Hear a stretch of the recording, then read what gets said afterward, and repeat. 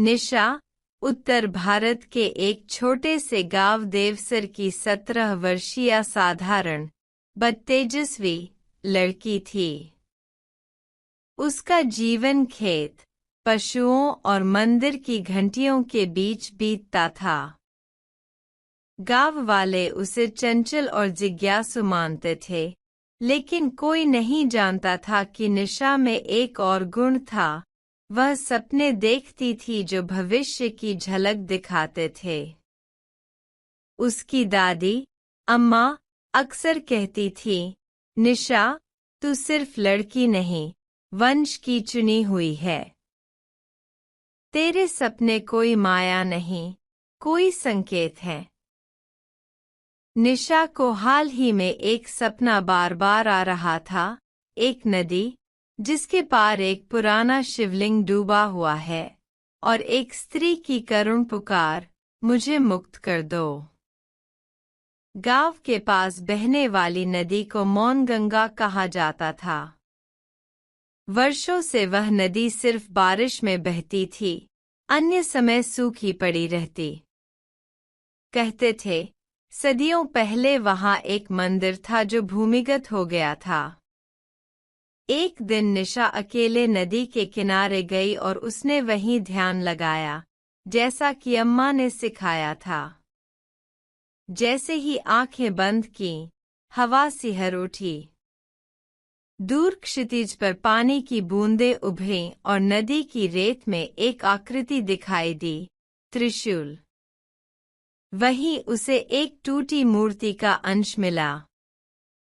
निशा को यकीन हो गया, उसका सपना झूठा नहीं। उस रात उसे सपना नहीं, दर्शन हुआ। एक सौम्य लेकिन उदास महिला ने कहा, मैं वाग्देवी हूँ, ब्रह्मा की पुत्री। इस धरा पर मेरी मूर्ति को छुपा दिया गया जब अधर्म ने मंदिरों को लूटा।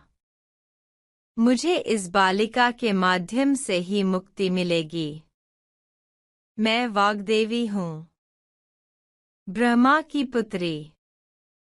इस धरा पर मेरी मूर्ति को छुपा दिया गया जब अधर्म ने मंदिरों को लूटा। मुझे इस बालिका के माध्यम से ही मुक्ति मिलेगी। निशा घबरा गई, लेकिन मन में एक शांति भी थी। अगले दिन वह अम्मा के पास गई। अम्मा ने उसे एक बंद संदूक दिया, जिसमें एक ताम्रपत्र था। उस पर लिखा था, मौन गंगा के गर्भ में देव स्वरूप वाग्देवी का अधिष्ठान है, जो केवल शुद्ध चित्त से ही उजागर होगा।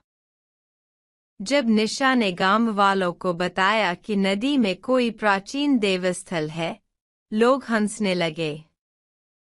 बच्ची है, सपना देख लिया होगा, उन्होंने कहा। पर अम्मा ने उसका साथ दिया। निशा ने खुदाई शुरू की, गांव के कुछ बच्चों ने मदद की। कई दिन बीते, बारिश नहीं हुई, लेकिन अचानक एक दिन मौनगंगा में पानी बहने लगा, जैसे किसी अदृश्य शक्ति ने रास्ता खोला हो। उस दिन एक कमल बहते हुए नदी किनारे रुका। निशा ने वहां खुदाई की, और उसे एक विशाल मुखमंडल मिला। वह वाग्देवी का था, जिसकी आंखें मणियों से जड़ी थीं।